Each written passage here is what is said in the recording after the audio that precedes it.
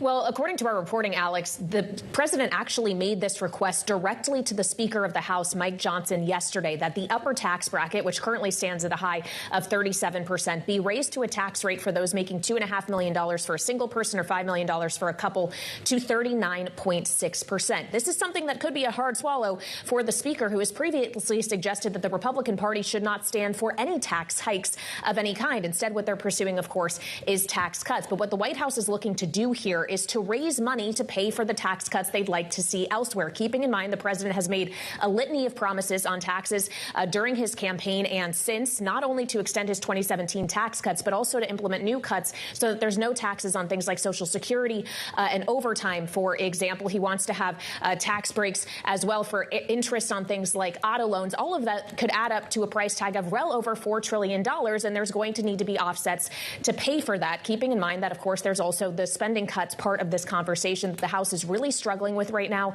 in particular when it comes to Medicaid, which is where a lot of those savings were intended to be found, more than $800 billion worth, but that is something that is highly politically sensitive. So it's not clear whether or not this could actually fully work its way into the budget reconciliation that is currently underway on Capitol Hill, but 39.6% is the high end of the rate the president and the White House are looking for here. And it's not just that. He also, according to our reporting, reiterated to the Speaker